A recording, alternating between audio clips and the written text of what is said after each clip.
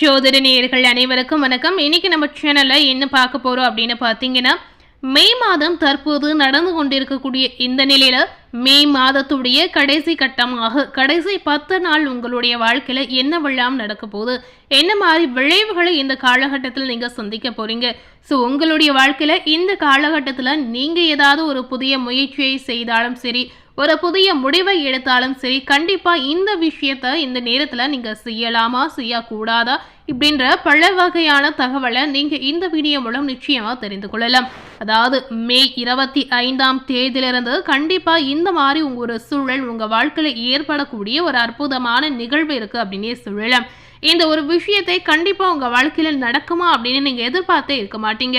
அப்படி ஒரு விஷயம் இந்த காலகட்டத்தில் உங்க வாழ்க்கையில நிச்சயமா நடக்க போகுது. ஸோ என்ன நடக்க போகுது அப்படிங்கிறத நிச்சயமா நீங்க இந்த வீடியோவில் தெரிந்துக்கோங்க. உங்களுடைய ராசி மிதுன ராசியை இருந்தால் மிதுன ராசி நேயர்கள் எந்த நட்சத்திரத்தில் பிறந்திருந்தாலும் இந்த வீடியோவை ஸ்கிப் பண்ணாம முழுமையாக பார்த்து பயனடைங்க. இந்த காலகட்டம் உங்களுக்கான ஒரு காலகட்டமாக அமைய போகுதா இல்லையா அப்படிங்கிறத நாம பார்க்கலாம். முதல்ல மிதுன ராசினியர்களுக்கு கிரக நிலை இந்த காலகட்டத்தில் எப்படி இருக்கு அப்படின்னு பார்த்தீங்கன்னா, உங்களுடைய ராசியில பார்த்தீங்கன்னா குரு இந்த காலகட்டத்தில் செஞ்சிருக்கிறார். தைரிய வீரிய ஸ்தானத்துல கேது இருக்கிறார். பாக்கிய ஸ்தானத்துல ராகு அமர்ந்திருக்கிறார். தொழில் ஸ்தானத்தில் பார்த்தீங்கன்னா சந்திரன் சனி இருக்கிறார். லாபஸ்தானத்தில் சூரியன் மற்றும் செவ்வாய் இருக்கிறார். விரயஸ்தானத்தில் பார்த்தீங்கன்னா புதன் மற்றும் சுக்கிரன் இருக்கிறார். ஸோ கிரக நிலை உங்களுக்கு இந்த மாதிரி இப்போ அமைந்திருக்கு. ஸோ இந்த கிரக நிலை அடிப்படை காரணமாக, இந்த கிரக நிலை பயிற்சி காரணமாக உங்களுக்கு மே 25ஆம் தேதியிலிருந்து என்ன நடக்கும் அப்படின்னு பார்த்தீங்கன்னா, இந்த காலகட்டத்தில் நீங்க நினைத்து பார்க்காத பல மாற்றங்கள் உருவாகும். மிதுனம் ராசியில திருவாதிரை நட்சத்திரம், புனர்பூசம் நட்சத்திரம், மிருகசீரிசம் நட்சத்திரம், இந்த 3 நட்சத்திரத்தில் பிறந்த நேயர்களுக்கும் கண்டிப்பா இந்த காலகட்டம் எப்படிப்பட்ட ஒரு காலகட்டமாக இருக்க போகுது அப்படிங்கிறத நிச்சயமா நீங்க தெரிந்து கொண்டு பயனடையலாம். ஸோ இந்த காலகட்டத்தில் இந்த வீடியோல சொல்லியிருக்க பலனுக்கேற்றுவாறு நிச்சயமா நீங்க நடந்து கொள்ளலாம். இந்த காலகட்டம் உங்களுடைய ராசிக்கு சுக்கிரன் வருவதால் வசதிகள் பெருகக்கூடிய வாய்ப்புகள் உங்களுக்கு இருக்கிறது.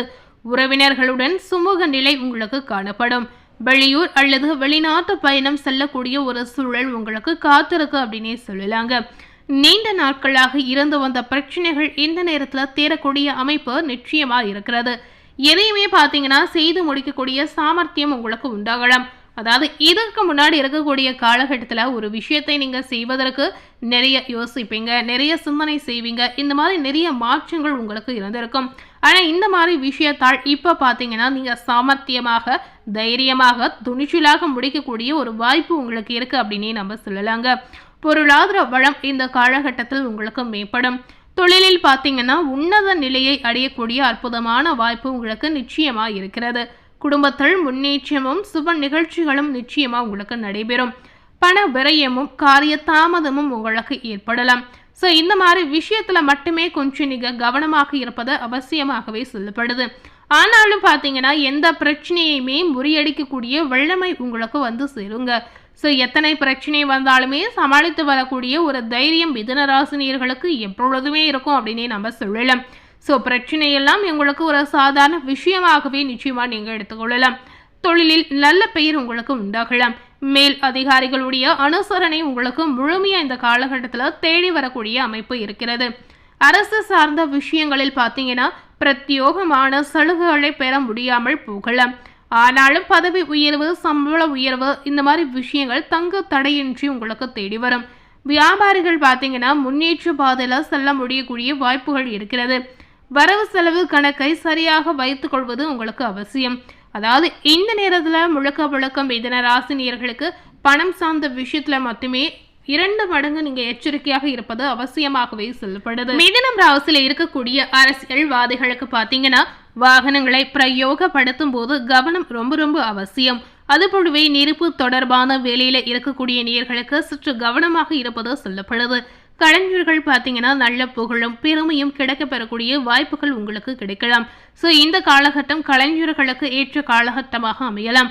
மாணவ மணிகளுக்கு சிறப்பான பலனை காணக்கூடிய அற்புதமான நேரம் அப்படின்னே சொல்லலாங்க.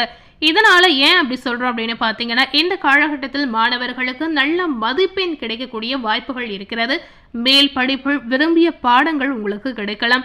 வழக்கு விவகாரங்கள் உங்களுக்கு சாதகமாக இருக்கிறது. கைவிட்டு போன பொருட்கள் மீண்டும் உங்களுக்கு வந்து சேருங்க.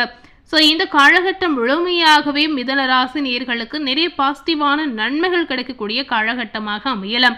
மிதுன ராசியில மிருகசீரிசம் 3, 4ஆம் பாதம் இந்த நட்சத்திரத்தில் பிறந்த நேயர்களுக்கு தொழில் வியாபாரத்தை மாற்றலாமா என்ற எண்ணங்கள் உங்களுக்கு இந்த காலகட்டத்தில் உண்டாகலாம். உத்தியோகத்தில் இருப்பவர்களுக்கு இடமாற்றம், பதவி உயர்வு கிடைக்கக்கூடிய அற்புதமான சூழல் இருக்கிறது. ஸோ நீங்க எதிர்பார்த்த விஷயங்கள் நடக்கக்கூடிய காலகட்டமாக அமையலாம். தொழில் வியாபாரத்தில் வரவேண்டிய பாக்கிகள் வசூலாகும். வாகனங்கள் மூலம் லாபம் உங்களுக்கு தேடி வரும். சரக்குகளை வெளியூர்களுக்கு அனுப்பும் போது கவனம் ரொம்ப ரொம்ப முக்கியங்க. ஸோ இந்த மாதிரி விஷயத்துல மட்டுமே நீங்க கவனமா செயல்படலாம்.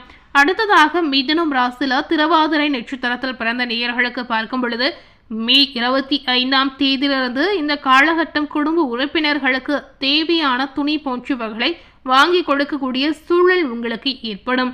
கணவன் மனைவிக்கிடையே பார்த்தீங்கன்னா இறந்து வந்த கருத்து வேற்றுமை இந்த காலகட்டத்தில் நிச்சயமா குறையலாம். உங்களை பற்றி யாராவது வீண் அவதூறு பேசினால் கண்டு கொள்ளாமல் ஒதுங்கி விடுவது உங்களுக்கு நல்லதுங்க. ஏன்னா கேளிக்கை நிகழ்ச்சிகளில் கலந்து கொண்டு ருசியான உணவை உண்ணக்கூடிய வாய்ப்புகளும் உங்களுக்கு உண்டாகலாம். மற்றவர் என்ன பேசினாலும் நீங்க கண்டு கொள்ளாமல் இருந்தீங்கன்னா கண்டிப்பா உங்க வாழ்க்கையில எந்த பிரச்சனையுமே எந்த பாதிப்புமே ஏற்படாது. ஸோ அந்த விஷயத்தை நீங்க மனதில் வைத்து கொண்டே இருந்தால் மட்டுமே மன ரீதியான பிரச்சனை உங்களுக்கு ஏற்படும். இதனால தேவையில்லாத மனக்குழப்பங்கள், தேவையில்லாத பிரச்சனைகள் கண்டிப்பா வரலாம். ஸோ இந்த மாதிரி விஷயத்தை நீங்க பார்த்து கொள்ளுங்க. அடுத்ததாக மிதுன ராசியில புனர்பூஷம் 1, 2, 3 இந்த பாதத்தில் பிறந்த நேயர்களுக்கு இந்த காலகட்டம் எந்த ஒரு வேலையுமே மன திருப்தியுடன் செய்வீங்க.